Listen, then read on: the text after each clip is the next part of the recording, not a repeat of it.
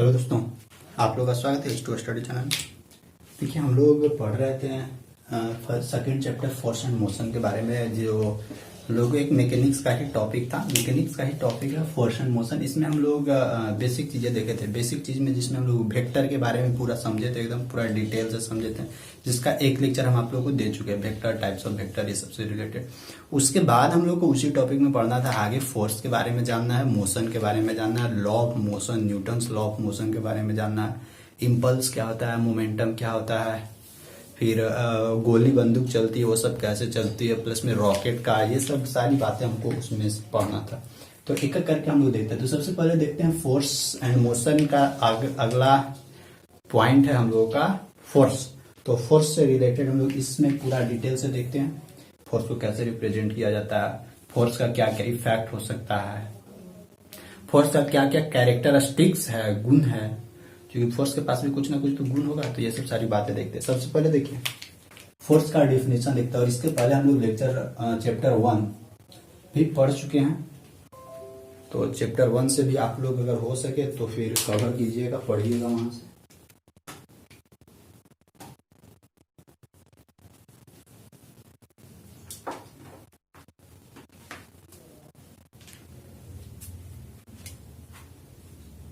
क्योंकि इसके पहले चैप्टर 1 था, चैप्टर 1 पढ़ना बहुत जरूरी है, ठीक ना। तो चलिए इसमें हम लोग डिफिनीशन से स्टार्ट करते हैं। सबसे पहला हम लोग का डिफिनीशन क्या हो, देखिए फोर्स का डिफिनीशन क्या है। देखिए फोर्स को अगर आप जनरली बोलिएगा ना, तो फोर्स को दो फॉर्म में आप बांट सकते हैं। पहला क्या, push or pull. Push or पुल पर ही टोटल फोर्स है। यानी कहीं पे भी आप फोर्स के बारे में जिक्र कीजिएगा ना, तो देखिए पुश मतलब कि खींचना, पुश मतलब कि धक्का देना, और पुल मतलब कि खींचना। आप लोग कहीं भी कोई भी फॉर्मेट में देखिए, बस पुश और पुल ही दिखेगा, इसके अलावा और कुछ नहीं दिखेगा। किसी भी चीज को उठा रहे हैं तो क्या आप कर रहे हैं, उसको पुश, मतलब कि उसको क्या कर रहे हैं, पुश कर रहे हैं, नहीं, उसको पुल कर रहे हैं, खींच रहे हैं उसको ऊपर की ओर। अगर दरवाजा या खिड़की दरवाजा को लगा रहे हैं तो उसको क्या करते हैं, पुल भी करते हैं, पुश भी करते हैं। आप लोग सैलून में जाते होंगे, ब्यूटी पार्लर में जाते होंगे, वहां पे देखिएगा केवल वहां पे पुश और पुल ही देखने को मिलेगा। अगर अर्थ भी, ग्रेविटी भी किसी चीज को अपनी ओर खींच रहा है तो क्या कर रहा है, अपनी ओर पुल कर रहा है, खींच रहा है। तो मतलब अपनी ओर फोर्स लगा रहा है तो पुल कर रहा है। अगर जैसे दो मैग्नेट है, दो मैग्नेट के बीच में जब कभी अट्रैक्शन होता है तो क्या इसको बोलेंगे, यहाँ पे पुल करेगा। रिपल्सन होगा तो पुश करेगा। यानी आप अगर टोटली चाहे ना तो फोर्स को दो कैटेगरी में आप बांट सकते हैं, पुश और पुल के फॉर्मेट में। अब यहाँ पे देखते हैं फोर्स का क्या डेफिनेशन है। देखिए तो देखिए हम लोग को वही दिया हुआ है, ए पुश और पुल, बस ए push or pull which change or tends to change the state of rest or uniform motion or direction of object is called force। तो ये फोर्स एक ऐसा चीज है जो पुश और पुल के ही फॉर्मेट में उसको हम लोग डिफाइन कर सकते हैं। और एक फोर्स ऐसा है कि मतलब देखिए कोई भी ऑब्जेक्ट अगर रेस्ट में है तो वो रेस्ट में ही रहने की कोशिश करेगा, अगर मोशन में है तो मोशन में ही रहने की कोशिश करेगा, या मतलब कि करेगा, या फिर अगर उसको डायरेक्शन चेंज करना है तो डायरेक्शन। लेकिन वही हम लोग को बोलता है विच change or tends to change, मतलब परिवर्तन या परिवर्तन करने की चेष्टा करता है, ठीक ना। जैसे कि अगर कोई ऑब्जेक्ट मोशन में है तो फोर्स के थ्रू हम लोग चाहें तो उसका मोशन को कम कर सकते हैं या कम करने की कोशिश कर सकते हैं, ठीक।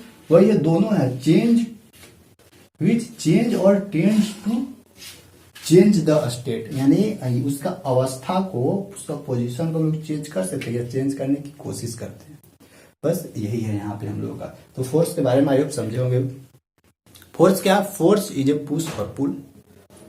Force is a push or pull which change or tends to change. I hope force से रिलेटेड समझ में आ गया होगी। फोर्स क्या है, फोर्स या तो पुश और पुल है, जो क्या करता है, किसी भी ऑब्जेक्ट को मोशन में या फिर उसको मतलब कि कोई भी ऑब्जेक्ट को रेस्ट में लाने का चेष्टा करता है या रेस्ट में ही रखने की कोशिश करता है, या कोई ऑब्जेक्ट मोशन में है तो उसको मोशन को कभी तेज या कभी कम, या अगर उसको चाहे तो रेस्ट में भी ला सकता है। अगर कोई भी ऑब्जेक्ट का डायरेक्शन चेंज करना चाहे तो उसका मोशन का आराम से डायरेक्शन चेंज कर सकता है फोर्स के थ्रू। तो फोर्स का यही डिफिनेशन। अब देखिए फोर्स को हम लोग क्या कर सकते हैं, फोर्स क्या, फोर्स इज एक वेक्टर क्वांटिटी है। क्योंकि देखिए फोर्स में हम लोगों का डायरेक्शन जिक्र किया जाता है, फोर्स में लिख देते हैं यहाँ पे आप लोग भी लिख लीजिएगा, force is a vector quantity, ठीक। Force is a vector quantity, it is represented by, इसको रिप्रेजेंट कैसे हम लोग करते हैं, it is represented by f force, ऐसे, ठीक ना। फोर्स के ऊपर बार लगा देंगे तो यानी फोर्स हम लोग को क्या हो जाएगा, वेक्टर क्वांटिटी। पहले आप लोगों को बताया कि वेक्टर को कैसे किया जाता है। अब देखिए फोर्स यहाँ तक तो ठीक है। अब फोर्स बराबर अगर हम लोग आगे भी देखेंगे, जैसे न्यूटन्स लॉ ऑफ मोशन में पढ़ेंगे तो फोर्स बराबर क्या होता है, मास इनटू एक्सेलरेशन, वो सब क्या होता है वो सब भी हम लोग देखेंगे। अब यहाँ पे देखिए ये फोर्स है ना, फोर्स से रिलेटेड आप लोग ध्यान रखिएगा कि फोर्स का कुछ अपना कैरेक्टरिस्टिक्स होता है। कैरेक्टरिस्टिक्स मतलब कि उसका क्या क्या विशेषताएं हैं, फोर्स का क्या क्या विशेषताएं हैं, प्लस में फोर्स का कुछ इफेक्ट, फोर्स से क्या क्या ऑब्जेक्ट पे हम लोग इफेक्ट पहुंचा सकते हैं, ये भी है। तो वो भी अभी हम लोग देखेंगे। अब देखिए उससे पहले हम लोग ने एक पॉइंट और देख लेते हैं कि डायरेक्ट तो हम लोग का कहीं, देखिए डायरेक्ट हम लोग का इस तरह से अगर कोई भी ऑब्जेक्ट है तो इस ऑब्जेक्ट पे डायरेक्ट अगर फोर्स लगाएंगे ना तो फोर्स हम लोग को पता चल जाएगा। अच्छा, it is represented by F dash, थोड़ा सा और लिख देते हैं, थोड़ा सा डाटा यहाँ पे और हम आप लोगों को बना देते हैं। देखिए फोर्स बराबर क्या होता है, फोर्स बराबर होता है मास इंटू एक्सेलरेशन। जब हम लोग न्यूटन्स लॉ ऑफ मोशन पढ़ेंगे ना तो वहां पे देखेंगे फोर्स बराबर मास इंटू एक्सेलरेशन, ठीक। फोर्स बराबर क्या होता है, मास इंटू एक्सेलरेशन, यानी एफ डैश बराबर एम में मिलता है, एम ए भी क्या हम लोग का वेक्टर क्वांटिटी है। ए मीन्स एक्सेलरेशन, एक्सेलरेशन मीन्स त्वरण होता है। अगर यहां से देखिए, यहां से अगर इसका एसआई यूनिट, सीजीएस यूनिट और फिर डायमेंशन निकालना होगा ना तो आप लोग निकाल सकते हैं। यहाँ पे इसीलिए लिखते रहे क्योंकि फोर्स लिख रहा है तो सबका फोर्स का कलेक्शन एक जगह कर देते हैं। तो देखिए एसआई यूनिट ऑफ फोर्स लिख सकते हैं आप लोग। फोर्स क्या आता है, न्यूटन, या केवल एन लिखिए, ठीक। अगर इसका सीजीएस यूनिट लिखना है, सीजीएस यूनिट ऑफ फोर्स क्या होता है, डाइन, और डाइन जो रात के निकलती है ना, डाइन, वो वाला डाइन, ठीक। अब देखिए यहाँ पे एसआई यूनिट और डाइन, यानी एसआई यूनिट और सीजीएस के बीच में एक रिलेशन होता है, तो अभी लिख लीजिएगा आप लोग, 1 न्यूटन बराबर 10⁵ डाइन, ठीक। 1 न्यूटन बराबर 10⁵ डाइन। और अगर यहाँ पे लिखना हो एक डाइन बराबर 10⁻, देखिए यहां से आप लोग लिख सकते हैं एक डाइन बराबर 10⁻⁻5 न्यूटन। आप लोग चाहे तो ऐसा यूनिट फोर्स का डायमेंशन फार्मूला भी लिख सकते हैं। सारा चीज पहले भी सिखाया हुआ है चैप्टर 1 में, यूनिट एंड डायमेंशन में, डायमेंशन फार्मूला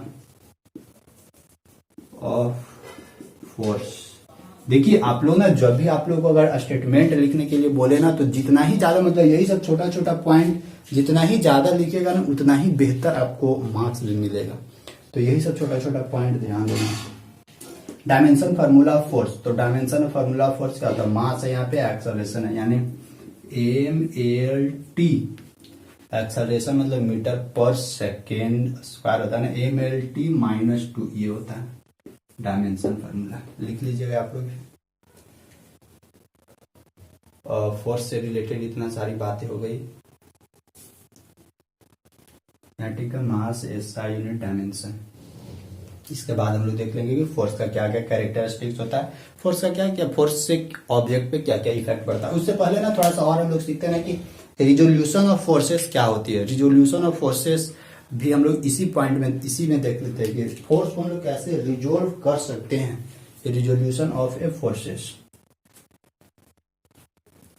देखिए थोड़ा सा इसको हम मिटा देते हैं। रिजोल्यूशन ऑफ फोर्सेस भी इससे भी बहुत सारा न्यूमेरिकल बनाता है। जैसे देखिए आप लोग अगर सीधा सीधी फोर्स लगा रहा है, मतलब एक स्ट्रेट लाइन में लिनियरली फोर्स लग रहा है, तो वहां पे तो फोर्स को रिजोल्व नहीं कर सकते डायरेक्ट। 5 न्यूटन, 6 न्यूटन, 7 न्यूटन हम लोग को पता चल जाएगा कि हाँ कोई भी बॉडी पर कितना फोर्स लग रहा है। लेकिन मान लेते हैं अगर यही फोर्स इंक्लाइंड के फॉर्मेट में लग रहा है, यानी अगर ऐसे रास्ता था और रास्ता पे यहाँ चढ़ान से चढ़ रहे हैं, चढ़ान चढ़ रहा है, तो देखिए एज कम्पेयर, अगर इससे कंपेयर किया जाए तो फोर्स जो लगेगा, फोर्स इधर लगेगा। फोर्स क्या, अभी क्योंकि मेन रास्ता हमको ये है, लेकिन कंपेयर तो करेंगे यही वाला से ना, तो इधर अब हम लोग को फोर्स लगेगा। तो कितना फोर्स लगेगा, और ये कुछ थीटा के साथ ऐसे इंक्लाइंड रहेगा। मान लेते हैं कि इन्हें एफ फोर्स लग रहा है, तो देखिए एफ फोर्स लग रहा है ना, तो ये जो इंक्लाइंड कुछ एंगल के साथ फोर्स लग रहा है ना, ये जो ई फोर्स है ना, इस फोर्स का इफेक्ट दोनों तरफ पड़ रहा है। एक हॉरिजॉन्टली भी इफेक्ट पड़ रहा है, वर्टिकली भी इफेक्ट पड़ रहा है। तो इस फोर्स को ध्यान रखिएगा। इस फोर्स को हम लोग कैसे रिजोल्व करते हैं, अगर हॉरिजॉन्टली ऐसे लिखा जाए और अगर इसको वर्टिकली ऐसे कर दिया जाए, तो ध्यान रखिएगा थीटा यहाँ पे है, फोर्स यहाँ पे है। तो जो हॉरिजॉन्टली है, हॉरिजॉन्टली इस फोर्स के साथ एंगल बना रहा है, यानी थीटा के साथ कौन एंगल बना रहा है, ये हॉरिजॉन्टल लाइन, और वर्टिकल लाइन तो नहीं बना रहा है, वर्टिकल लाइन में बना रहा है, लेकिन थीटा तो हॉरिजॉन्टल के साथ ही, यानी जिसके साथ थीटा लगा रहेगा उसको कॉस के साथ हमेशा रिजोल्व करते हैं, यानी ये कहा जाएगा F cos theta, F cos theta. और जो जिसके साथ देखिए थीटा नहीं है लगा रहा, तो उसको हम लोग रिजोल्व करते हैं साइन थीटा के साथ। यही है resolution of forces. Resolution of forces जिसको हम लोग हॉरिजॉन्टल और वर्टिकल दोनों के फॉर्मेट में हम लोग आराम से रिजोल्व कर सकते हैं फोर्स को। आप लोग लिख सकते हैं रिजोल्यूशन ऑफ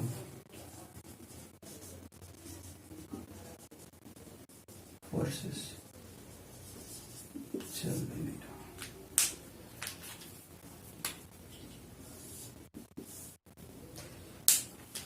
आई होप यहां से आप लोगों को समझ में आ गया। कहीं पे भी इस तरह का फोर्सेस दिखे ना, तो आराम से उसको दो यानी हॉरिजॉन्टली और वर्टिकली के फॉर्मेट में रिजोल्व कर सकते हैं। अब देखिए कभी कभी क्या होता है ना कि यहीं से रिजल्टेंट हम लोग को फोर्स पूछ देगा। यही जो रिजोल्यूशन है, कभी कभी बहुत सारा डिफरेंट इंक्लाइंड फोर्स लगा देता है ऐसे कोई भी ऑब्जेक्ट पे। तो यहाँ पे देखिए अब इसका रिजल्टेंट फोर्स निकालना, क्योंकि इसका अगर हॉरिजॉन्टली और वर्टिकली देखा जाए तो अलग अलग फॉर्मेट होता है। तो अगर इस सिचुएशन में ध्यान रखिए, तो इस सिचुएशन में क्या होगा, पहले यहाँ पे देखिए, यहाँ पे हॉरिजॉन्टल फोर्स किसके बराबर है, यानी force of horizontal H F, ये किसके बराबर है, देखिए हॉरिजॉन्टल यानी क्षैतिज रेखा, एफ कॉस थीटा के बराबर है, एफ कॉस थीटा के बराबर है। वर्टिकली फोर्स कितना है, एफ भी किसके बराबर है, एफ साइन थीटा के बराबर है। तो थीटा का तो कुछ वैल्यू निकलेगा, फोर्स का भी कुछ अपना वैल्यू दिया हुआ रहेगा, तो उसके अनुसार हॉरिजॉन्टली और वर्टिकली फोर्स निकल जाएगा हम लोग को आराम से। अब यहां से अगर मान लेते हैं इसका टोटल रिजल्टेंट फोर्स अगर हम लोग को निकालना है, तो हम लोग देखिए आराम से कैसे निकाल सकते हैं। ये फोर्स हॉरिजॉन्टल फोर्स जितना आएगा उसका स्क्वायर प्लस वर्टिकल फोर्स जितना आएगा उसका स्क्वायर कर देंगे ना, तो फाइनली हम लोग को रिजल्टेंट फोर्स टोटली फोर्स हम लोगों को निकल जाएगा। अगर कोई भी एक बॉडी पे बहुत सारा इंक्लाइंड फोर्स लग रहा है, तो उसका अगर रिजल्टेंट निकालना हो ना, तो हम लोग इससे निकाल सकते हैं। अगर डायरेक्शन निकालना हो, तो डायरेक्शन क्या होता है, tan थीटा बराबर summation of total vertical force divided by summation of total horizontal forces. यहां से आप लोग निकाल सकते हैं। ठीक, रिजोल्यूशन ऑफ फोर्सेस का यही आप लोग को मेन बेनिफिट है। इसको ना बहुत जगह यूज करेंगे, जब फ्रिक्शन भी पढ़ेंगे ना, तो फ्रिक्शन में भी ये टॉपिक हम लोगों को घुसेगा वहां से, तो ये भी हम लोगों को वहां पे डालेंगे। लेकिन बस यही ध्यान रखना है कि जिसके साथ एंगल लगा रहेगा उसके साथ हमेशा कॉस, जैसा कि मान लेते हैं ऐसे, अगर जैसे इस तरह का मान लेते हैं, यहाँ पे कुछ इंक्लाइंड फोर्स लग रहा है ऐसे 30 डिग्री। ठीक, तो अगर इस फोर्स को अगर हम लोगों को क्या करना है, रिजोल्व करना है ना, तो कैसे रिजोल्व करेंगे, एगो इधर भागेगा ऐसे और एगो इधर भागेगा ऐसे।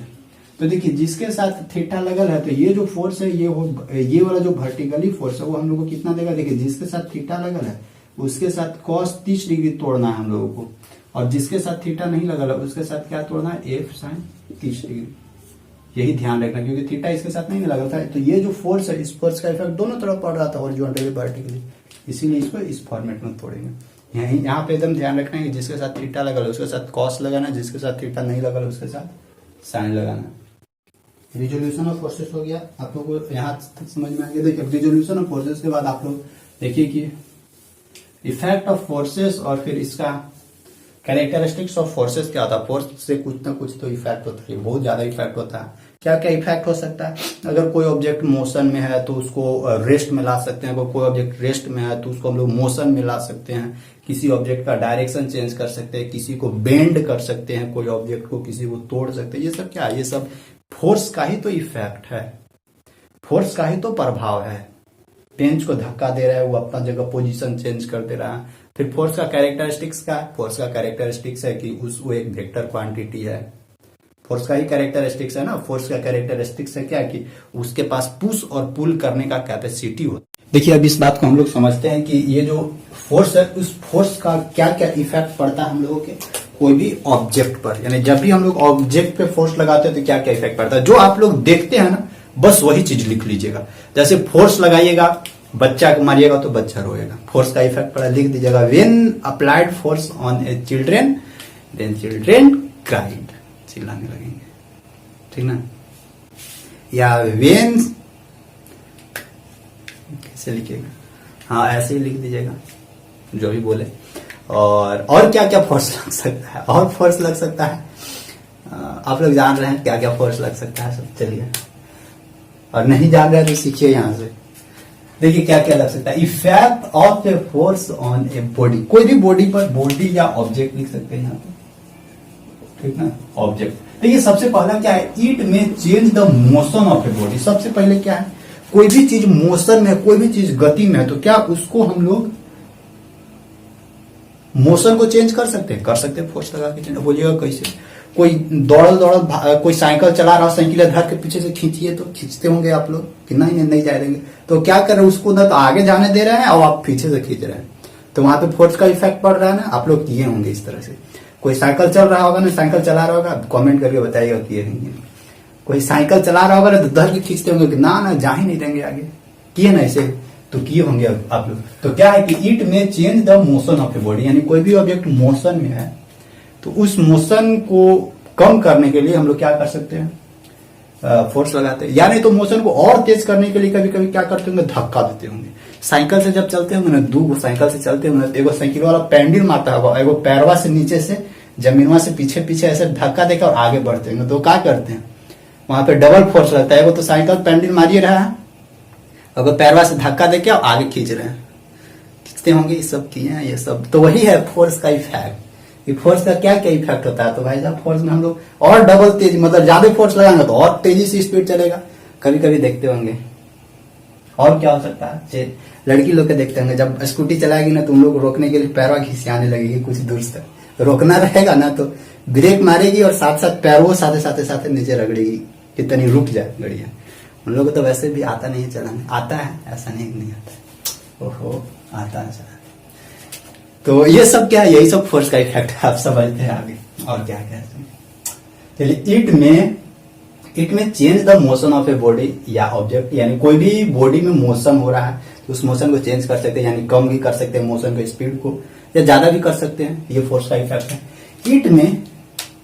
It may retard the motion of a body, देखिए it change the motion of a body और it may retard the motion of the body. Retard मतलब होता है ना, एक होता है रिटार्डेशन और एक होता है एक्सेलरेशन।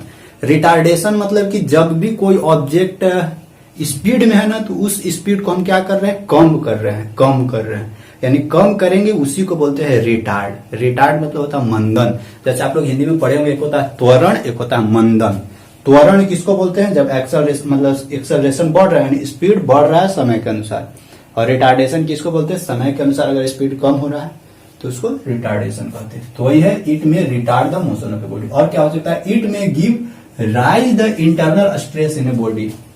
ये क्या कर सकता है, फोर्स का और क्या इफेक्ट हो सकता है, अगर कोई भी इंटरनल बॉडी, उस इंटरनल बॉडी को स्ट्रेस को बढ़ा सकता है। अब इसको समझिए बात को, जैसे कि अगर आप लोग के घर में कहीं फ्रेम स्ट्रक्चर रहेगा, जैसे आप लोग के घर में झाला माचा होगा, झाला माचा वो जो लकड़ी से ऐसे बना दिया हुआ रहता है ना, किसी को मवेशी मतलब गाय ये सब को रहने के लिए, अगर बाई चांस उस पर गेंदा खेलते खेलते उस पर चला गया आपका बॉल, तो क्या कीजिएगा, चढ़िएगा ना तो देखिएगा अगर कमजोर होगा ना नीचे तो ऐसे डोलेगा, मतलब पूरा डोलने लगेगा एकदम। तो वो क्या होता है, वो होता है वहां पे फोर्स का ही इफेक्ट हो रहा है ना, तो फोर्स का ही इफेक्ट हो रहा है। तो वही है कि ये इंटरनल स्ट्रेस में, इंटरनल में क्या है, मतलब कि जब फोर्स लगाते हैं तो ये इंटरनली स्ट्रेस डेवलप कर देता है, यानी ऐसे डोले लगेगा तो गिरने का चांस है। तो वही क्या होता है, वही होता है इंटरनल स्ट्रेस। तो कोई बोलेंगे नहीं कि नहीं मत छोड़ो, टूट जाएगा, ठीक। और ये जनरली फ्रेमवर्क का स्ट्रक्चर जहां पे होता है ना, जैसे देखिएगा बहुत जगह बीम से बना देता है ऐसे ही। अगर पुल उल कहीं ढलाते हुए देखे होंगे ना तो देखिएगा पुल का बहुत सारे बीम स्ट्रक्चर खड़ा कर देता है स्टील का, वो सब हम लोग देखेंगे जब आप लोग आगे जाइएगा ना 6 सेमेस्टर में, तो एक स्पेशल मिलेगा steel engineering, steel design engineering, तो वो सब हम लोग उस समय देखेंगे। फ्रेमवर्क स्ट्रक्चर मिलेगा इसमें, शायद आप लोग का टॉपिक नहीं है फ्रेमवर्क स्ट्रक्चर पढ़ना, तो वो सब बताएंगे। बिल्डिंग बनेगा तो बिल्डिंग में भी देखिए, बिल्डिंग भी दो तरह का होता है, एक होता है फ्रेमवर्क स्ट्रक्चर और एक होता है बिना फ्रेमवर्क स्ट्रक्चर। फ्रेम आजकल ना देखिएगा बिल्डिंग फ्रेमवर्क स्ट्रक्चर ही बनता है। एक होता है फ्रेमवर्क स्ट्रक्चर, एक होता है load bearing structure.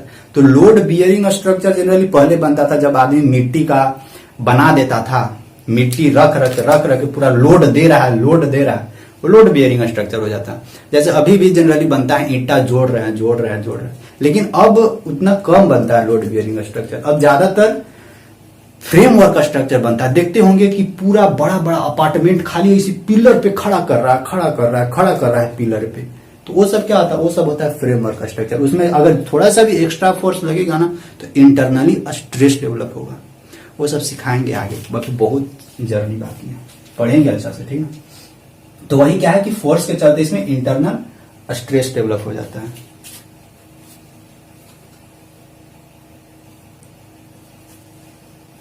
Internal stress develop हो जाता है, ठीक। आगे देखते हैं, आगे क्या है कि it can change the shape and size of the body.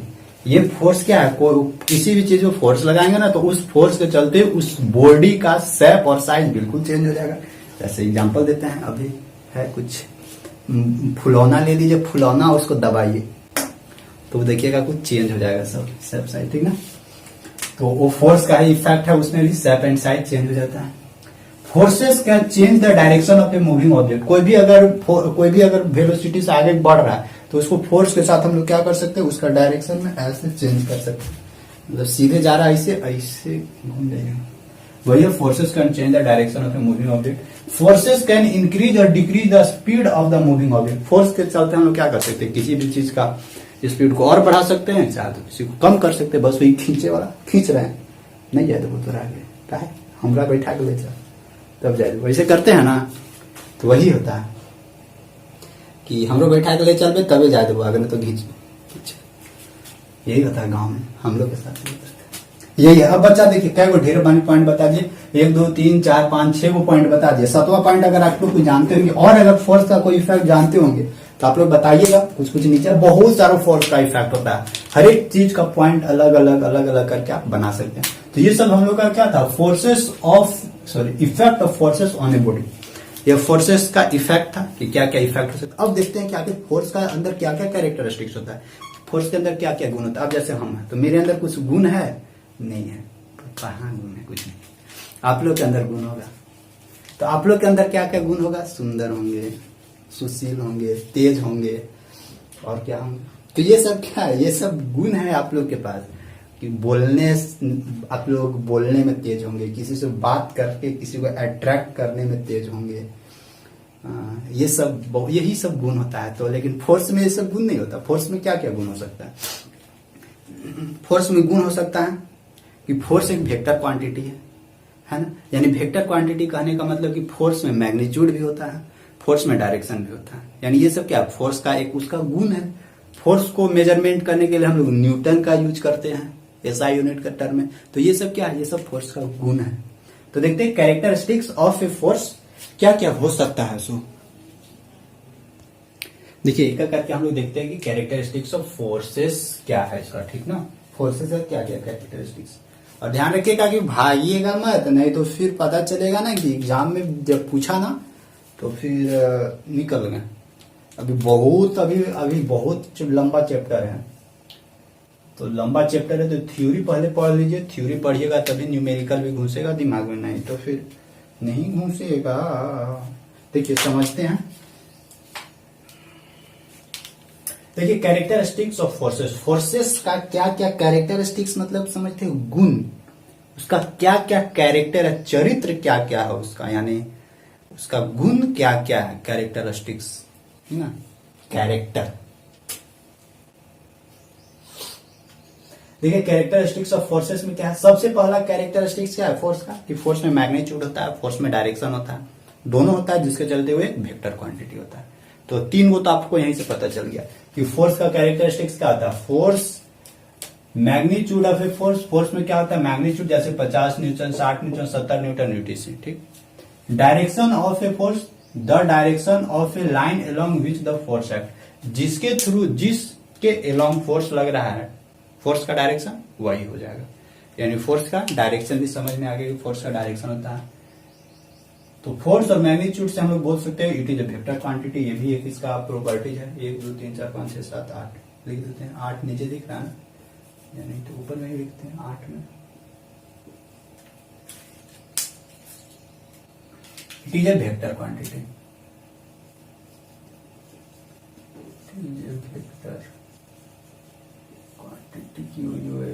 Vector याद रखिएगा कैरेक्टरिस्टिक्स ऑफ फोर्सेस में it is a vector quantity होता है। मैग्नीट्यूड ऑफ फोर्स हो गया, डायरेक्शन ऑफ फोर्स हो गया, नेचर ऑफ द फोर्स ध्यान रखिएगा। नेचर ऑफ द फोर्स हम यही बार बार आप लोगों को बोलते हैं। फोर्स का नेचर किस तरह होता है? फोर्स का बस जनरली 2 ही नेचर है, पुश और पुल। ये भी क्या है? फोर्स का एक कैरेक्टरिस्टिक्स ही है। फोर्स का 2 नेचर होता है, push or pull. Push or पुल, ठीक। पुश मतलब क्या होता है? पुल मतलब होता है खींचना, खींचना। और पुश मतलब धक्का देना, धक्का देना। देखिए अब हम लोग यहाँ पे समझते हैं ना कि मास क्या होता है, वेट क्या होता है और इनर्शिया क्या होता है। ये तीनों ना लगभग एक ही से कनेक्टेड है। तो इस तीनों को हम लोग एक एक करके समझते हैं। इसके पहले हम लोग देखें फोर्स का डिफिनेशन देखें, फोर्स का क्या क्या इफेक्ट है उसका देखें, फोर्स का क्या क्या कैरेक्टरिस्टिक्स है उसके बारे में हम लोग समझें, ठीक। अब हम लोग समझते हैं, देखिए मास, आप लोग ना मास मतलब होता है द्रव्यमान। ये सब के बारे में बहुत सुने होंगे। द्रव्यमान, वेट मतलब होता है भार, और इनर्शिया मतलब होता है जड़त्व। देखिए इसके बारे में हम लोग सबसे पहले सीखते। देखिए ये वेट और इनर्शिया ये दोनों आया कहां से? ये दोनों आया मास से। यानी जब तक मास नहीं रहेगा तब तक न किसी का वेट होगा, भार होगा, न किसी का इनर्शिया होगा, जड़त्व होगा। इतना तो आप लोग को समझ में आ गया होगा कि मतलब मेन चीज यही है, मास है। तो ये मास को हम लोग कैसे बोलेंगे, कैसे इसको समझेंगे कि हाँ मास मतलब कि कोई भी ऑब्जेक्ट आप लोग उठा लेते हैं, मतलब जो भी ऑब्जेक्ट उठाएं उस ऑब्जेक्ट का जो अपना ओरिजिनल क्वांटिटी है ना, क्वालिटी नहीं क्वांटिटी, ओरिजिनल क्वांटिटी है ना, वही क्या कहलाता है? वही मास कहलाता है, ओरिजिनल क्वांटिटी का। जैसे डिफिनेशन अगर देखा जाए ना तो देखिए, the quantity of matter contained in the body. कोई भी एक बॉडी में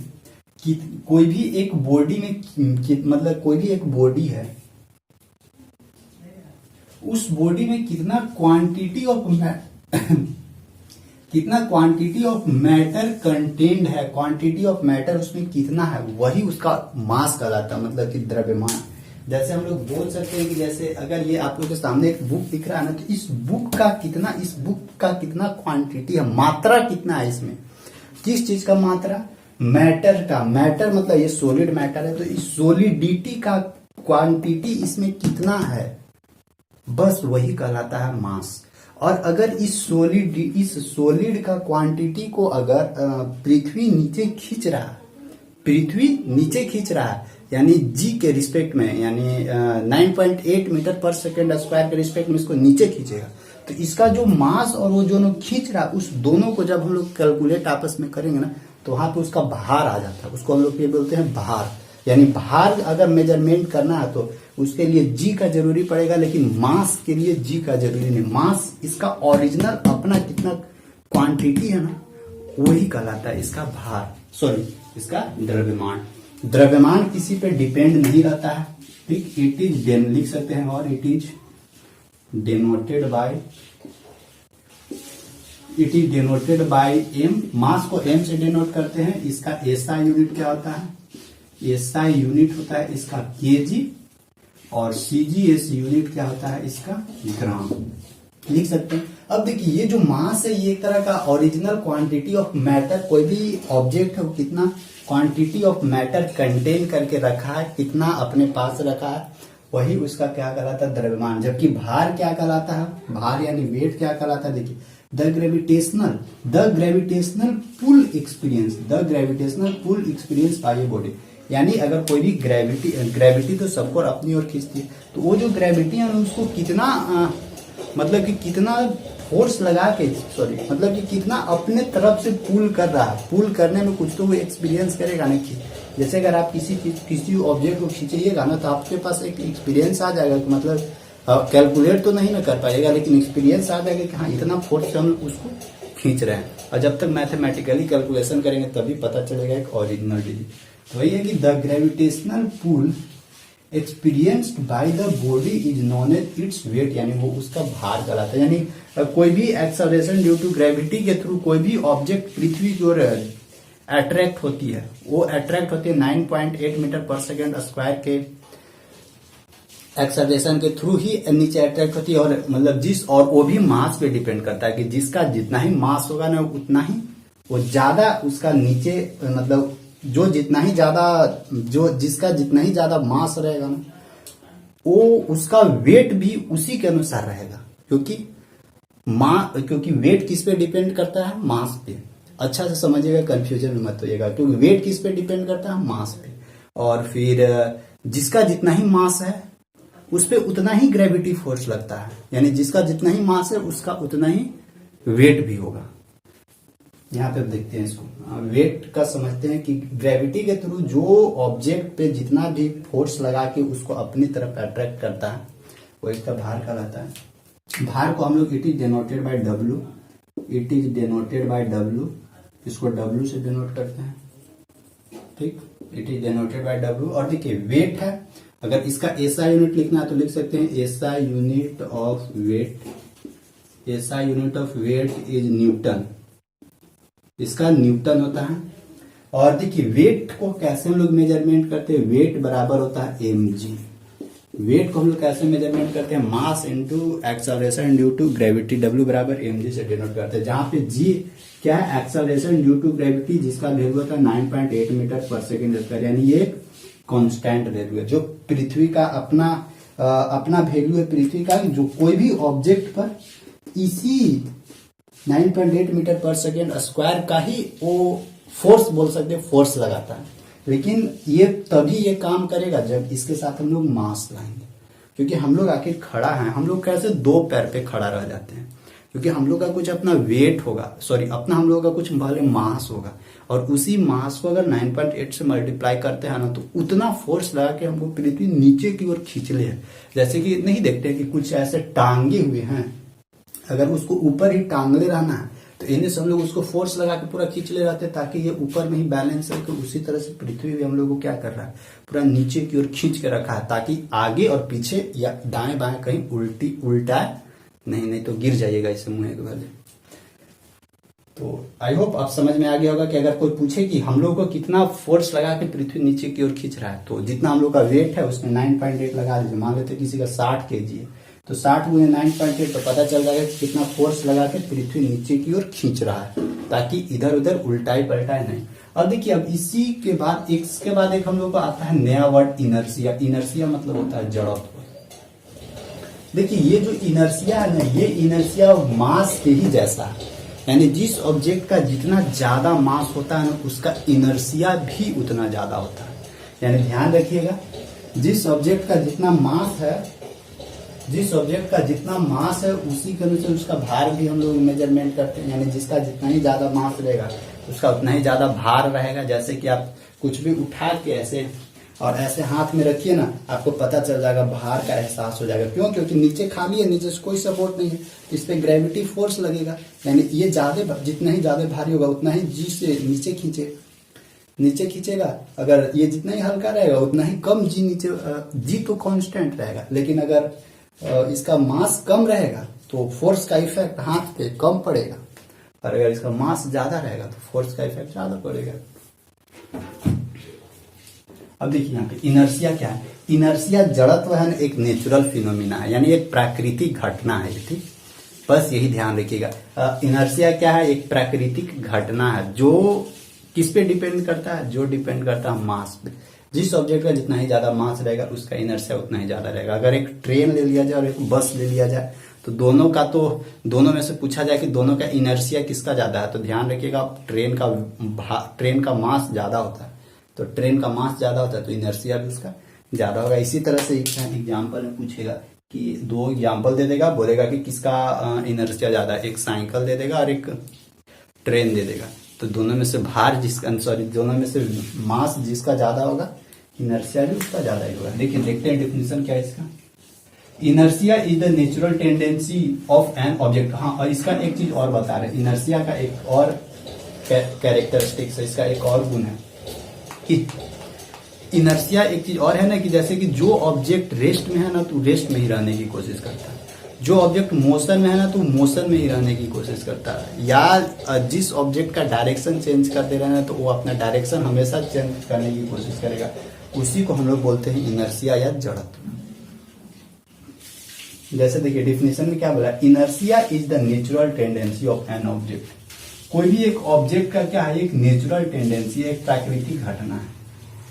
natural tendency of an object to remain at rest. जो ऑब्जेक्ट हमेशा रेस्ट में रहना चाहता है। जैसे कि अगर हम लोग नहीं देखते हैं आप लोग कि अगर कोई भी एक कोई इंसान अगर बैठा हुआ है या सोया हुआ है ना, तो उसको उठने का मन ही नहीं करेगा। लेकिन अगर वो काम करने लगेगा, एक फ्लो के साथ काम करने लगेगा ना, तो अगर उसको काम में मन लग गया ना, तो उसको उस समय भी रुकने को नहीं मन करेगा, लगेगा नहीं थोड़ा सा और काम करते हैं, अगर उसके इंटरेस्ट के अनुसार काम मिला तब।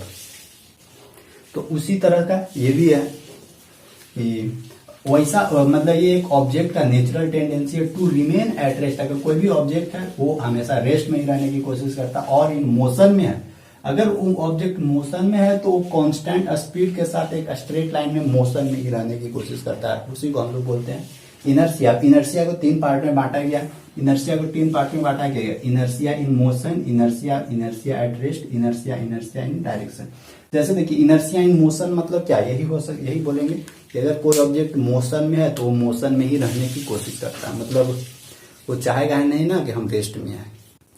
इनर्शिया इन रेस्ट की कोई अगर बैठा हुआ है ना, तो एकदम बैठले कोड़िया टाइप का बैठले रहेगा, उसको मन नहीं करेगा ना कि चलो हम उठ के कोई काम करते हैं या और कुछ करते हैं। इनर्शिया इन डायरेक्शन, अगर कोई भी डायरेक्शन चेंज कर रहा है तो हमेशा चेंज करने की कोशिश करेगा। जैसे देखिए कोई भी ऑब्जेक्ट सर्कुलर में, अगर सर्कुलर पाथ पे अगर कोई मोशन कर रहा है ना, तो ये हमेशा ध्यान रखिएगा, जब देखते होंगे आप लोग, जब कोई सर्कल में घूमता है ना, पूरा तेजी स्पीड से जब दौड़ेगा ना, तो उस समय जब उसको रोकने की कोशिश कीजिएगा ना, तो रुकेगा नहीं, वो आपको भी गिरते हुए वही सर्कल में गोले गोले गोले गोले घूमने की कोशिश करता है। और अगर जब वो अचानक रुके, जैसे नहीं तो आप पूरा गोले गोले एक बार पूरा घुमारी पटुआ कीजिए, जो पूरा गोले, तो वो क्या हो जाता है, एक वहां पे मोशन जनरेट हो जाता है। और वहां पे जब रुकिएगा ना आप लोग अचानक से, तो पूरा लगेगा ना कि पूरा गोले गोले गोले गोले घूम रहा है हम लोग। तो यही है वो इनर्शिया इन डायरेक्शन, उसी को हम लोग बोलेंगे इनर्शिया इन डायरेक्शन, कि जो एक डायरेक्शन मिल जाता है वही डायरेक्शन वो कंटिन्यू घूमने की कोशिश करता है। लेकिन हम लोग क्या करते हैं, हम लोग जबरदस्ती रुकने लगते हैं, तो फिर कभी कभी देखिएगा कि कोई गिर भी जाता है। तो यानी जो जिस डायरेक्शन में, उसी डायरेक्शन में रहने की कोशिश करता है, यही। अब देखिए अब इसका डिफिनेशन लिखते थे हम लोग, इनर्शिया इन मोशन क्या होता है, inertia in rest, inertia in direction क्या होता है। और ध्यान रखिएगा इनर्शिया किस पे डिपेंड करता है, मास पे। वेट किस पे डिपेंड करता है, मास पे। और एक चीज और, ये जो मास है ना, मास कभी भी चेंज नहीं होने वाला, चाहे आप कहीं भी ले जाइए, किसी भी जगह पे ले जाइए, आप अर्थ पे ले जाइए, किसी भी जगह पे, या चांद पे ले जाइए, सूरज पे ले जाइए, कहीं भी ले जाइए, मास कभी भी चेंज नहीं होगा। ये do not change in place to place, यानी कोई भी स्थान पे ले जाइए, स्थान टू स्थान, ये कभी भी चेंज होने वाला चीज नहीं है, क्योंकि ये क्वांटिटी ऑफ मैटर है। कहीं पे भी मैटर को ले जाइए, उसका क्वांटिटी वही रहेगा। लेकिन ये वेट है ना, ये वेट हमेशा चेंज होते रहता है। क्यों? क्योंकि यहाँ पे देखिए ये तो जी है ना, मास तो चेंज नहीं होगा, लेकिन ये जो जी है ना, ये जी तो हम लोग एक्सेलरेशन ड्यू टू ग्रेविटी, यानी ये तो पृथ्वी वाला जी हम लोग यूज कर रहे हैं। जब ये चंद्रमा पे जाइएगा तो ये 1/6 कम हो जाएगा, तो वहां पे वेट क्या हो जाएगा, और कम हो जाएगा। यानी कोई भी ऑब्जेक्ट का जो यहाँ पे 12 न्यूटन बता रहा था, वो चंद्रमा पे जाने के बाद 6 दूनी 12 2 न्यूटन बताएगा, मतलब और हल्का हो जाएगा। इसीलिए आप लोग देखते होंगे ना कि चंद्रमा पे लोग मतलब सरफेस पे वहां पे नहीं चल पाइएगा, वहां पे हमेशा हवा में चलिएगा, हवा में उड़ाते रहिएगा, ऐसे ऐसे। मतलब उन लोग ना मूवी में देखे होंगे ऐसे, तो अभी चंद्रमा पे कोई पहुंचा नहीं है, लेकिन लोग कोशिश कर रहे हैं। इलोन मस्क हैं जो, उनका सपना है कि नहीं, हम जब तक चंद्रमा पे इंसान को नहीं बसा देंगे तब तक हम चैन से बैठेंगे नहीं। बहुत बड़ा इंसान है, ठीक ना। तो यही है वहां पे। अब वहां पे है, सारा चीज है नहीं, पता नहीं कौन सा टेक्नोलॉजी वो अपना रहे हैं। जो टेस्ला का मालिक है अभी, आई होप सीईओ, मालिक नहीं सीईओ बोल सकते हैं। तो यहाँ पे इनर्शिया समझ में आ गया। अब हम लोग देखते हैं inertia of motion, inertia of rest, inertia of direction क्या होता है। इसके बाद फिर हम लोगों को मिलेगा मोमेंटम, मिलेगा मोमेंटम के बाद फिर इम्पल्स मिलेगा हम लोगों को। इम्पल्स के बाद फिर लॉ ऑफ मोशन के बारे में थोड़ा सा हम लोग सीखते हैं।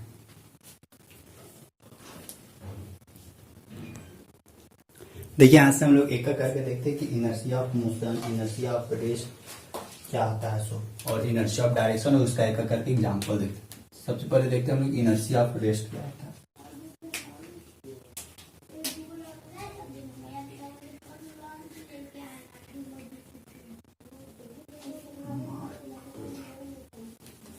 देखिए यहाँ पे इनर्शिया ऑफ रेस्ट क्या होता है, इसको समझते। The tendency of a body to remain in its position of rest is called inertia of rest. देखिए इनर्शिया ऑफ रेस्ट वही बोलते हैं, वही आप लोग को हम बोले थे कि अगर कोई ऑब्जेक्ट स्थिर है, रेस्ट में है, तो वो रेस्ट पोजीशन में ही रहने की कोशिश करेगा, वो मोशन में नहीं आने की कोशिश करेगा। उसी को हम लोग बोलते हैं inertia of rest. The tendency of a body to remain in its position of rest, जो पोजीशन में वो है उसी पोजीशन में वो रहने की कोशिश करेगा, उसी को हम लोग बोलते हैं इनर्शिया ऑफ रेस्ट। जैसे देखिए आप लोग को एक एग्जांपल देते हैं। बस पे सब लोग चढ़े होंगे, ट्रेन पे सब लोग नहीं चढ़े होंगे, बस पे सब लोग चढ़े होंगे, उसी के बारे में बताते हैं। जब बस अचानक से, जब बस आप लोग को बस स्टॉप पे रुकती है, तो अच्छा आप लोग वहां पे चढ़ते हैं तो उस सिचुएशन में आप लोग ध्यान दीजिएगा नहीं कि बस क्या है, बस भी रुका हुआ है और हम भी रुके हुए हैं।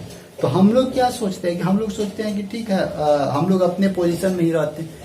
तो अचानक से जब देखिएगा ना वहां पे, अचानक से देखिएगा कि अगर बस स्टार्ट होके और अचानक से चलना शुरू करेगा ना, तो आप ध्यान दीजिएगा ना उस समय कि आप पीछे के भीगा गए, आगे के नहीं, पीछे के भीगा गए।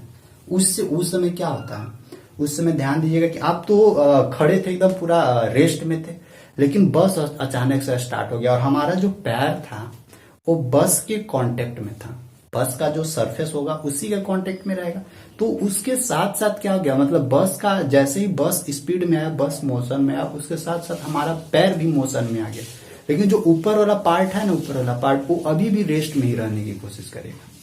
तो नीचे वाला पैर जब मोशन में आ जाता है, तो नीचे वाला पैर पता चलता है कि आगे निकल गया और ऊपर वाला बोडिया अस्थिर रहने की कोशिश कर रहा था, जिसके चलते हम लोग क्या करते हैं, पैर अगर आगे चल गया और ऊपरे वाला अपने ही जगह पर रहने की कोशिश करेगा, तो कहाँ भागेंगे, पीछे भिगाएंगे।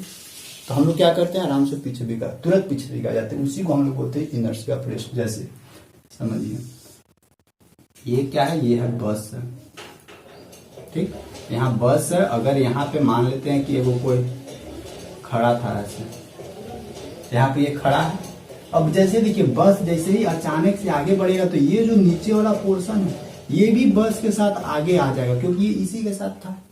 तो स्टार्टिंग में तो बस रेस्ट में था, तो पूरा बॉडी रेस्ट में था, लेकिन जैसे ये अचानक मोशन में आया ना, वैसे नीचे वाला पार्ट भी क्या होगा, नीचे वाला पार्ट भी मोशन में आ जाएगा। तो नीचे वाला पार्ट आगे बढ़ जाएगा और ऊपरी वाला पार्ट रेस्ट में रहने की कोशिश करेगा। जब नीचे वाला आगे बढ़ जाएगा तो हम लोग कैसे हो जाएंगे, इस पोजीशन में आ जाएंगे, यानी नीचे वाला पार्ट यहाँ से यहाँ पहुंच गया और ये ऊपर वाला पार्ट यही रह गया। तो ऐसे टेढ़ हो जाएंगे, तो हम लोग फिर क्या करेंगे, नीचे आराम से गिर जाएंगे। बस देखिएगा कि आराम तुरंत पीछे उल्टा जाते। कभी आप लोग भी किए, मेरे साथ तो बहुत बार हुआ ऐसे। इसीलिए बोला जाता है कि गाड़ी पे बैठे ना तो धर लीजिए, कहीं पकड़ लीजिए, नहीं तो अचानक जहां चालू हुआ या अचानक रुक भी जाएगा ना, उस समय भी देखिए गिरिएगा। अभी आते हैं उसके ऊपर में। अब देखते हैं inertia of motion. Inertia of motion क्या होता है कि अगर कोई ऑब्जेक्ट मोशन में, तो मोशन में ही रहने की कोशिश करेगा, वो रुकने की कोशिश नहीं करेगा। वो देखिए, the tendency of a body to remain in its state of uniform motion in a straight line is called inertia of rest. मतलब the tendency of a body to remain in its state of uniform motion in a straight line, मतलब वो भी अगर कोई straight line में motion कर रहा है ना, तो वो स्ट्रेट लाइन में ही वो मोशन करने की कोशिश करेगा। उसको हम लोग बोलते हैं इनर्शिया ऑफ मोशन। जैसे देखिए बस फिर से बस में ही आते हैं। अब मान लेते हैं बस तो अचानक चल दिया, हम लोग एक बार पीछे के गिर गए, फिर जैसे तैसे कैसे लोग हंसेगा, इसके बाद क्या कीजिएगा, आप वहां से खड़ा होइएगा, फिर ठीक है, फिर खड़ा होके। और अभी भी पूरा मतलब कि पहन के गए हैं, पूरा कोट उट झाड़ के गए हैं, तो अभी भी आप लोगों को नहीं लगेगा कि नहीं अब पकड़ लेना चाहिए, नहीं तो फिर कहीं बेइज्जती नहीं हो जाए, तो अभी भी नहीं पकड़िएगा कि चलो ऐसे अगल बगल कोई और वैसा मिल गई तो फिर क्या पकड़ना, तो ठीक है, वह ठीक है, फिर सबक सिखाएगा आप लोग। तो फिर देखिए, फिर अचानक से क्या करेगा, गाड़ी अब चलना शुरू करेगा, और वहां पे वो यात्री अचानक से बोलेगा रुक रुक, आपको हमको यही करना है, आपको पता नहीं, वो अचानक से फिर ब्रेक मारेगा, आप तो धरले नहीं थे। अबरी फिर क्या कीजिएगा, शुरू तो पीछे गिरे तभी आगे गिर जाइएगा। आगे अबरी कैसे गिरिएगा, सो देखिए, अब आगे कैसे गिरिएगा उस समय ध्यान दीजिए। तो फिर से देखिए, गाड़ी मोशन में था, अचानक से क्या किया, अचानक से रोक दिया। अभी हम लोग का जब मोशन में था तो पूरा बॉडी हम लोग का क्या था, मोशन में था, पूरा बॉडी मोशन में था। जब ब्रेक अचानक से मारेगा ना तो मेरा आधा पार्ट क्या है, आधा पार्ट तुरंत रेस्ट में आ जाएगा, अचानक से रेस्ट में आ जाएगा, अचानक से। जो सरफेस, जो बस के कांटेक्ट सरफेस के साथ जो सटा हुआ है ना, कांटेक्ट है ना सरफेस के साथ, वो वाला पार्ट तुरंत रुक जाएगा, रेस्ट में आ जाएगा। लेकिन ऊपरी वाला पार्ट क्या, ऊपरी वाला पार्ट गतिये में रहेगा, ऊपरी वाला पार्ट अचानक से रुकेगा नहीं। तो देखिए, अचानक से नीचे वाला तो रुक गया और ऊपरी वाला पार्ट मोशन में है, तो ये आगे बढ़ जाएगा। यानी अभी ऐसे आप हो जाइएगा, ऐसे बस ऐसे जाके उन्हें गिर जाइएगा। एक बार पीछे गिरे, एक बार आगे गिरे, अब तो पते चल गया होगा कि नहीं अब तो धर लेना चाहिए। अगर अभी भी नहीं धरे, अभी भी पूरा जोश में है, नहीं अब कहाँ, अभी हम पूरा नौजवान है, हम कैसे गिर गए, हम नहीं गिरेंगे। तो अभी भी नहीं है तो ठीक है बेटा, अभी भराओ, रुक जा। तो अभी एक ख्वाब होता है इनर्शिया ऑफ डायरेक्शन। तो इनर्शिया ऑफ डायरेक्शन क्या होता है वो देखिए, कि a body to change by itself its direction of motion is called a inertia of direction. मतलब कि अगर कोई डायरेक्शन चेंज कर रहा है ना, तो उस समय भी ऑब्जेक्ट भी यही कोशिश करता है ना कि हम भी डायरेक्शन चेंज करें। जैसे कि अगर हम डायरेक्शन चेंज करें तो ठीक है, हम भी डायरेक्ट, लेकिन अगर हम दूसरे पे डिपेंड है, जैसे बस का ही एग्जाम्पल लेते हैं।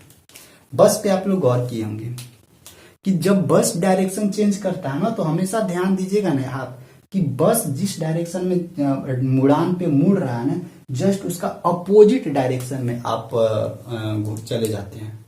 ये कभी गौर किए होंगे, अगर बस की सीट पे बैठे होंगे ना तो वहां पे देखिएगा, बस अगर लेफ्ट टू राइट इन्हें भाग रहा है ना, तो आप राइट टू लेफ्ट ऐसे इधर घूम जाइएगा।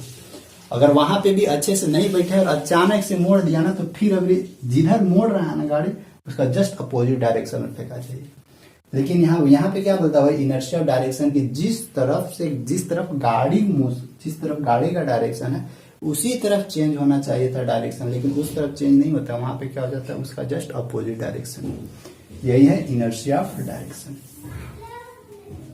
It's direction of motion is called inertia of direction. तो इसीलिए जब भी सफर करते हैं, ट्रेन में हो, बस में हो, तो ठीक है, हम मानते हैं कि आप पूरा झाड़ उड़ के जा रहे हैं, आपका क्रीच ढीला नहीं होगा, तो लेकिन पकड़ तो लीजिए, नहीं तो बेइज्जती से बढ़िया है कि थोड़ा सावधानी बरतिए। तो आई होप ये inertia of rest, inertia of motion, inertia of direction समझ में आ गया होगा।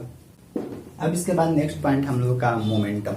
मोमेंटम मतलब होता है संवेग, और एक होता है इम्पल्स। इम्पल्स मतलब होता है आवेग। तो ये संवेग और आवेग क्या है, अब इसके बारे में हम लोग डील करते हैं अच्छा से। इसके बाद हम लोग का नेक्स्ट पॉइंट मिलेगा फिर न्यूटन्स लॉ ऑफ मोशन, जिसमें न्यूटन्स का first law, second law, third law के बारे में ज्यादा तो डील नहीं करेंगे, थोड़ा सिंपल वे में ही उसको ले चलेंगे। स्टेटमेंट सबका लिख देंगे, स्टेटमेंट समझेंगे। प्रूफ तो हम लोगों को पढ़ना नहीं है, प्रूफ पढ़ना नहीं है तो फिर उस पर उतना समय नहीं देंगे, ठीक। देखते हैं मोमेंटम, संवेग क्या होता है। संवेग, इसको मोमेंटम को हिंदी में बोलते हैं संवेग। अगर देखिए इसको डिफिनेशन लिखना है ना, तो हम लोग लिखेंगे, देखिए, the product of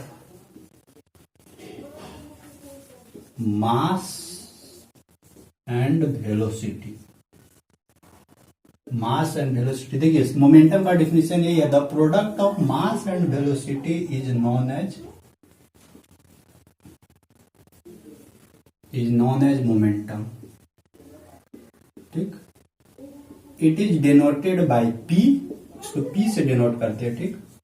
it is denoted by p, इसको पी से डिनोट करते हैं, और it is a vector quantity, ठीक। It is a vector quantity ये एक सदिश राशि है, और अगर इसका मैथमेटिकली लिखना हो, अभी इसको समझाते हैं ये क्या होता है इसे। देखिए मैथमेटिकली अगर इसको लिखना हो तो हम लोग लिख सकते हैं, मोमेंटम को पी से डिनोट करते हैं। पी बराबर होता है, पहले लिखते हैं मोमेंटम बराबर क्या होता है, मास इनटू वेलोसिटी। ठीक, मोमेंटम यानी P बराबर क्या होता है, mv। यहाँ पे देखिए ये वेलोसिटी के चलते ये एक वेक्टर क्वांटिटी हो जाता है, क्योंकि मास तो स्केलर क्वांटिटी और v वेलोसिटी है, वेलोसिटी एक वेक्टर क्वांटिटी होता है। तो P बराबर क्या होता है, m इंटू v। यही है मोमेंटम बराबर क्या होता है, मास इंटू वेलोसिटी। अगर यहाँ से एसआई निकालना हो मोमेंटम का, SI unit of P, SI unit of P क्या आ जाएगा, मास का क्या होता है केजी, मास का केजी, और वेलोसिटी का क्या होता है मीटर पर सेकेंड, यानी केजी मीटर पर सेकेंड। ठीक, संवेग यानी ऐसा यूनिट ऑफ मोमेंटम बराबर क्या आ जाएगा, केजी मीटर पर सेकेंड हम लोग का यहां से हो जाएगा।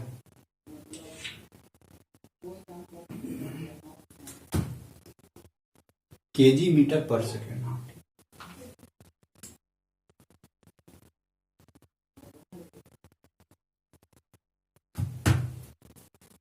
और अगर यहां से देखिए केजी मीटर पर सेकेंड, और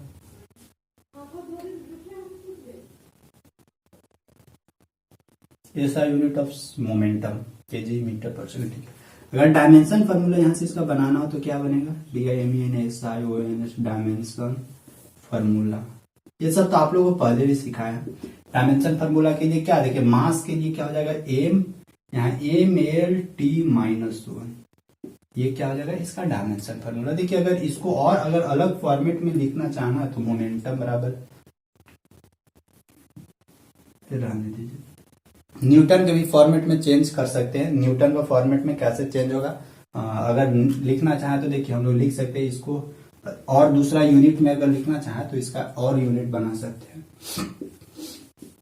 देखिए P बराबर mv है, मास को केजी रखते हैं और वेलोसिटी को हम लोग क्या डालते हैं, मीटर पर सेकेंड स्क्वायर, यानी मीटर अपॉन, देखिए मीटर पर सेकेंड है, मीटर पर सेकेंड, सेकेंड नीचे डालते हैं। अगर देखिए एक और सेकेंड से नीचे मल्टीप्लाई करके और एक सेकेंड से ऊपर मल्टीप्लाई करें तो सेकेंड कैंसिल आउट हो जाएगा, तो फिर वहीं पे पहुंच जाएगा। तो यहाँ से देखिए, यहाँ से क्या मिलेगा, KG metre per second square गुने इसको सेकेंड रखिए, और ये KG metre per second square क्या होता है, न्यूटन और इंटू सेकेंड। यानी अगर चाहें तो मोमेंटम को इस फॉर्मेट में भी लिख सकते हैं, मोमेंटम बराबर न्यूटन सेकेंड, मोमेंटम बराबर न्यूटन सेकेंड, या मोमेंटम का एसआई यूनिट न्यूटन सेकेंड भी हो सकता है, SI unit KG metre per second square भी हो सकता है। अगर सीजीएस यूनिट लिखना है तो लिख सकते हैं आप लोग सीजीएस यूनिट ग्राम सेंटीमीटर पर सेकेंड।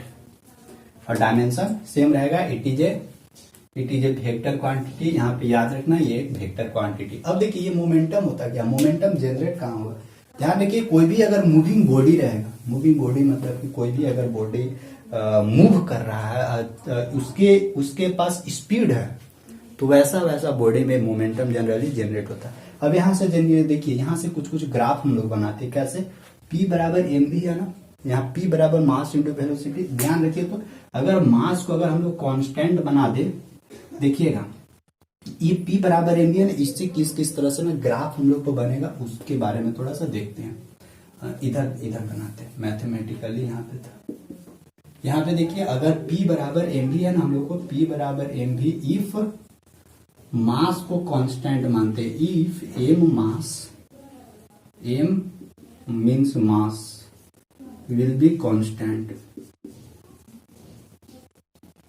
देखिए ये सिचुएशन फर्स्ट है, कंडीशन फर्स्ट। अगर मास को कांस्टेंट मानते हैं तो P is directly proportional to V हो जाएगा। अगर देखिए प्रोपोर्शनलिटी हटाएंगे तो एक कांस्टेंट आएगा K, और K के जगह पे हम लोग मास रख देंगे। देखिए यहाँ पे मास को अगर कांस्टेंट माने तो P is directly proportional to V, यानी जिस ऑब्जेक्ट के अंदर जितना वेलोसिटी जनरेट होगा, जितना ही ज्यादा वेलोसिटी होगा, उसी के अनुसार उस ऑब्जेक्ट में उतना है मोमेंटम यानी संवेग जनरेट होगा। अगर इसका ग्राफ हम लोग बनाना चाहे ना, तो P और V के बीच का ग्राफ, अगर देखिए P इधर रखिए और V इधर रखिए, P यहाँ क्या है, P हम लोग का यहाँ पे मोमेंटम है, मोमेंटम समवेग। तो उस सिचुएशन में देखिएगा अगर P भी आगे बढ़ रहा है तो उसी अनुसार V भी आगे बढ़ेगा, क्योंकि एक दूसरे का डायरेक्टली प्रोपोर्शनल, मतलब कि समानुपाती है। समानुपाती में यही होता है कि एक बढ़ेगा ना तो दूसरा भी बढ़ेगा, एक घटेगा तो दूसरा भी घटेगा। तो इस सिचुएशन में ये इसका ग्राफ कहाँ बच जाएगा, ऐसे स्ट्रेट लाइन। और ये स्ट्रेट लाइन क्या दर्शा रहा है, कांस्टेंट का, और वो कांस्टेंट क्या था यहाँ पे, मास। अगर हम लोग को देखिए, अगर हम लोग को मास कांस्टेंट रहेगा तो P और V का ग्राफ एक स्ट्रेट लाइन में आगे भागेगा। ठीक, पहला फर्स्ट कंडीशन। सेकेंड कंडीशन हम लोग बनाते हैं, ये वाला लिख लीजिएगा, इसको मिटाते हैं। सेकेंड कंडीशन देखिए हम लोग बनाते हैं, और न्यूमेरिकल भी इससे डायरेक्ट पूछेगा, P बराबर mv से।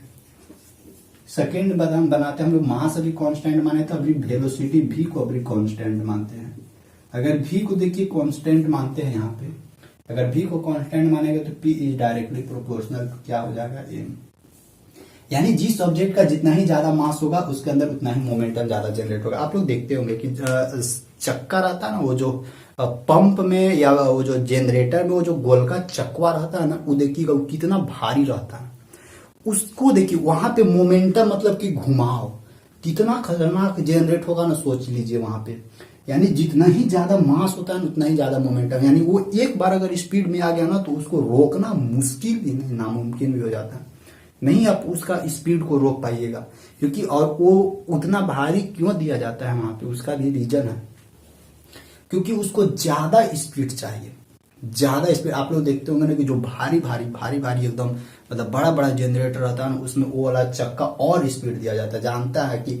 और देखिए पीछे से अगर हैंडल्स हम लोग एक बार घुमा देते हैं, स्टार्टिंग में तो थोड़ा ज्यादा जोर लगता है, लेकिन थोड़ा सा जैसे ही मतलब देखिए एक बार घूम गया ना तो आपका जो फोर्स है ना, वो फोर्स लगना कम हो जाएगा, यही देता है। यानी जिस ऑब्जेक्ट में जितना ही ज्यादा मोमेंटम जनरेट हो रहा है उसमें समझिए कि फोर्स आपका कम लगने लगेगा, वही इसीलिए वो ज्यादा उसमें भारी दिया हो रहा था। पंप जनरेटर में देखते होंगे ना, पूरा भारी सा के एक चक्का लगा देता है, वहां पे मोमेंट जनरेट हो जाता है। तो वही है, क्योंकि मास उसका ज्यादा है, मास बढ़ा देगा तो उसमें ज्यादा मोमेंट जनरेट हो जाता है।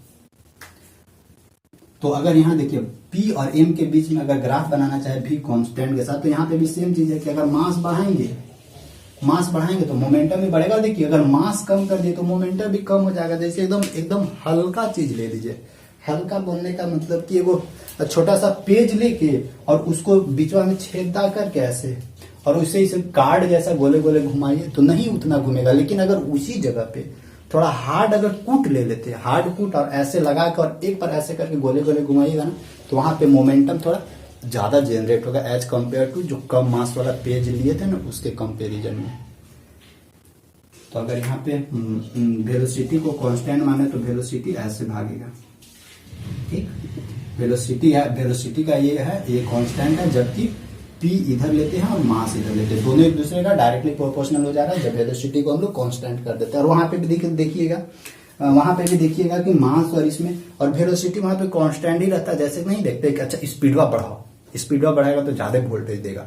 उस सिचुएशन में क्या होगा, स्पीडवा बढ़ाते हैं मतलब वेलोसिटी बढ़ाएंगे, और अगर वेलोसिटी कांस्टेंट कर देंगे तो मास और ये दोनों एक दूसरे के डायरेक्टली प्रोपोर्शनल हो जाएगा। अगर स्पीड बढ़ाएंगे तो क्या होगा, और तेजी से घूमने लगेगा तो फिर, क्योंकि यहाँ स्पीड को कम नहीं किए हैं, और तेजी से घूमने लगेगा, यानी यहाँ पे देखिए मास तो वही रहेगा।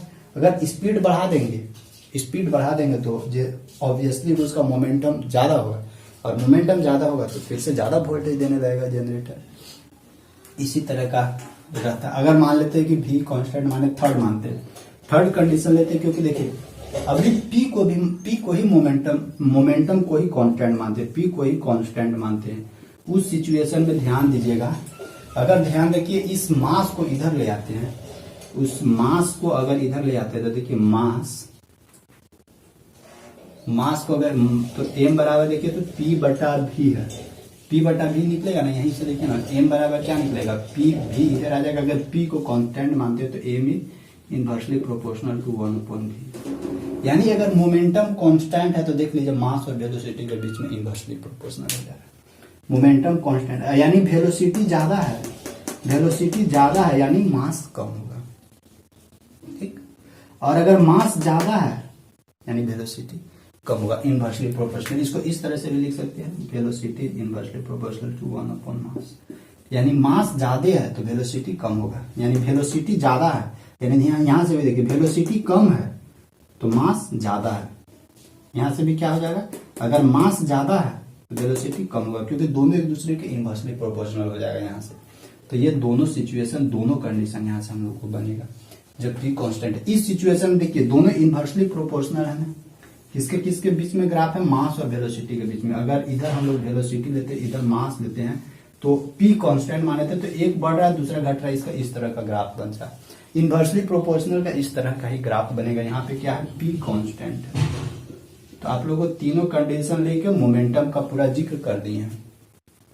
मोमेंटम का डेफिनेशन लिख दिए, उसका एसआई यूनिट, उसका डायमेंशन फार्मूला, कांस्टेंट मान के ग्राफ बना दिए। देखिए मोमेंटम के बाद आप लोगों को एक पॉइंट और था, इंपल्स। इंपल्स मतलब, और एक होता है इंपल्सिव फोर्स होता है। तो देखिए मोमेंटम संवेग और इंपल्स मतलब होता है आवेग। वो क्या होता है ना कि कहीं पे कुछ समय के लिए, कुछ सेकेंड के लिए जहां पे फोर्स ज्यादा फोर्स अप्लाई होता है ना, वही कहलाता है इंपल्स। जैसे कि आप लोग क्रिकेट खेलते हैं, तो क्रिकेट खेलिएगा ना, उस सिचुएशन में देखिए जब बॉलर उधर से बॉल फेंकता है ना, तो वो जो बॉल और बैट के बीच में कांटेक्ट एकदम बहुत कम समय के लिए होता है, कम समय के लिए होता है, लेकिन वहीं पे देखिए कितना ज्यादा फोर्स जनरेट हो जाता है, और बहुत दूर बॉल भेज देता है। यानी बहुत कम समय के लिए जो कांटेक्ट होता है ना, उसी को हम लोग बोलते हैं इंपल्स। जैसे कि आपका पैर है, अगर पैर पे साइकिल चढ़ गया ना, तो देखिए वहां पे क्या, कम समय के लिए वहां पे फोर्स अप्लाई हो रहा है, कम समय के लिए फोर्स अप्लाई हो रहा है। उसको देखते हैं कि वहां पे दो पॉइंट हम लोगों को पढ़ना है, एक इंपल्स और उसको उसी के बाद हम लोग को पढ़ना है इंपल्सिव फोर्स। वो इंपल्स और इंपल्सिव फोर्स क्या होता है उसके बारे में बस यही वहां पे ध्यान रखना है कि जिस ऑब्जेक्ट पर बहुत कम समय के लिए फोर्स अप्लाई होता है उसी को हम लोग बोलते हैं इंपल्सिव फोर्स, यानी आवेग। अभी संवेग पढ़े, संवेग के बाद हम लोग आवेग पढ़ेंगे, आवेग बल। देखिए हम लोग इसको समझते हैं कि इंपल्सिव फोर्स और इंपल्स क्या होता है। थोड़ा सा पहले डिफिनेशन देखते हैं, इसके बाद इसका एग्जांपल देखेंगे। देखिए the force which act on the body for short time. देखिए कोई भी बॉडी पर फोर्स बहुत कम समय के लिए लगता है, और वो जो फोर्स लगता है ना, उस फोर्स का इम्पैक्ट उस बॉडी पे बहुत ज्यादा रहता है। ठीक, उसी को हम लोग बोलते हैं इंपल्स। देखिए कोई भी ऑब्जेक्ट पर बहुत कम समय के लिए जो फोर्स लगता है और उस फोर्स का इफेक्ट उस ऑब्जेक्ट पे बहुत ज्यादा लगता है, उसी को हम लोग बोलते हैं, उसको हम लोग बोलते हैं इंपल्सिव फोर्स। और ये जो इंपल्सिव फोर्स का जो टोटल इफेक्ट होता है जिस बॉडी पे, उसी को हम लोग बोलते हैं इंपल्सिव या इंपल्स। ठीक, इंपल्स यानी total effect of the force on a body, force on a body, ठीक, on a body is called impulse. अब देखिए इसको समझते हैं, इसको एग्जाम्पल के फॉर्म में समझते हैं। अच्छा रुक जाइए थोड़ा सा, और इसको अभी तब बताते हैं। इंपल्स बराबर क्या होता है, देखिए इंपल्स अगर बराबर निकालना हो तो इंपल्स बराबर क्या होता है, total effect of the force on a body. एक बॉडी पर जितना टोटल फोर्स का इफेक्ट पड़ता है ना, वही कहलाता है इंपल्स। और ये इंपल्स किस चीज पे डिपेंड करता है, सॉरी ये फोर्स, ठीक है, फोर्स ऑन ए बॉडी, कोई भी बॉडी पे फोर्स लग रहा है, यानी कौन सा फोर्स, इंपल्सिव फोर्स। और इंपल्सिव फोर्स किस चीज पे डिपेंड करता है, शॉर्ट टाइम पे डिपेंड करता है। इसीलिए हम लोग को इंपल्स बराबर क्या हो जाता है, impulsive force into short time. जितना समय के लिए, जितना सेकेंड के लिए लगा हुआ हो, यानी इंपल्स को आई से डिनोट करते हैं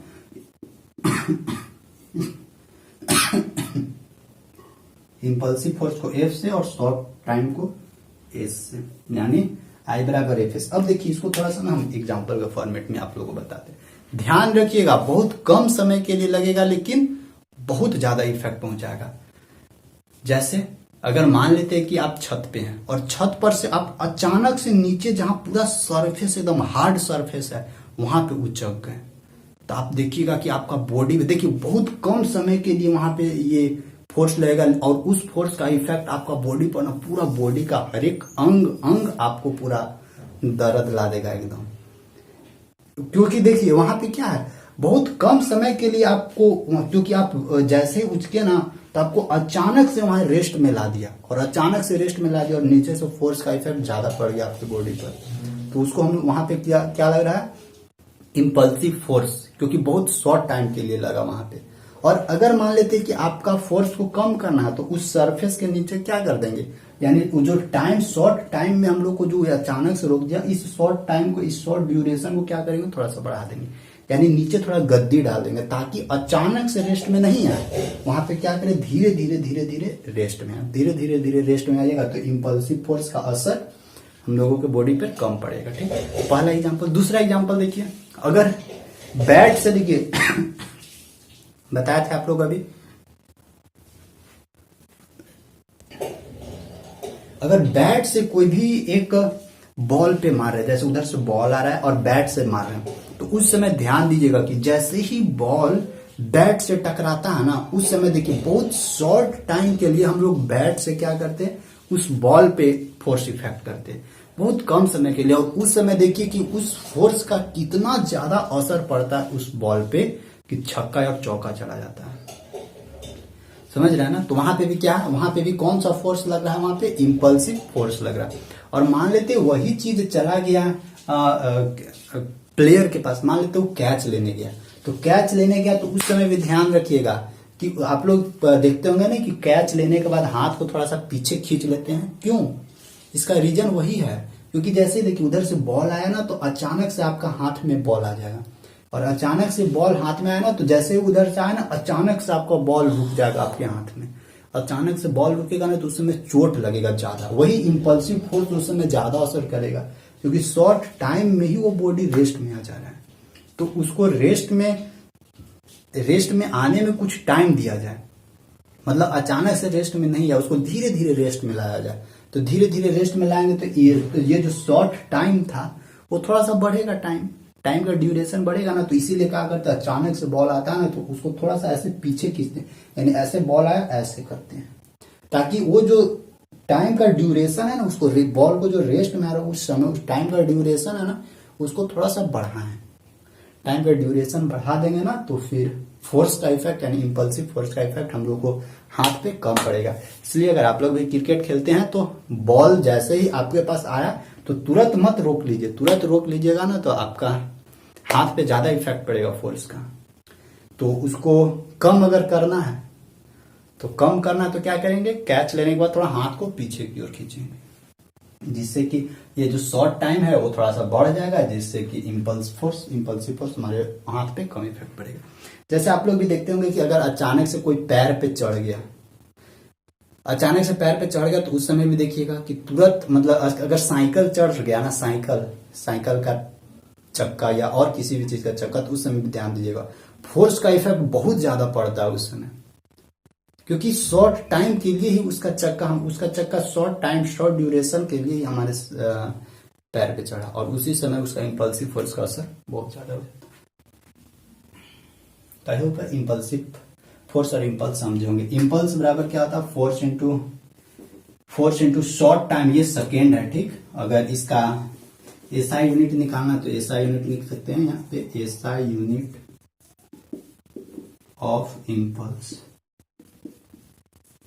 एसआई यूनिट ऑफ इम्पल्स बराबर क्या होता है, न्यूटन सेकेंड।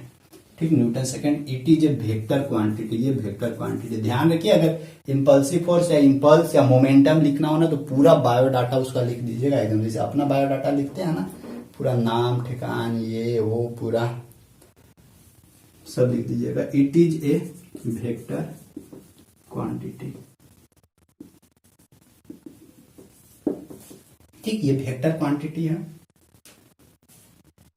अगर इसका डायमेंशन लिखना हो तो आप लोग इसका डायमेंशन क्या लिखेगा, इसका डायमेंशन देखिए, फोर्स का तो डायमेंशन होता है mlt-2 और इधर टाइम है तो टाइम एक कम हो जाएगा ना, तो फाइनली क्या मिलेगा, mlt-1।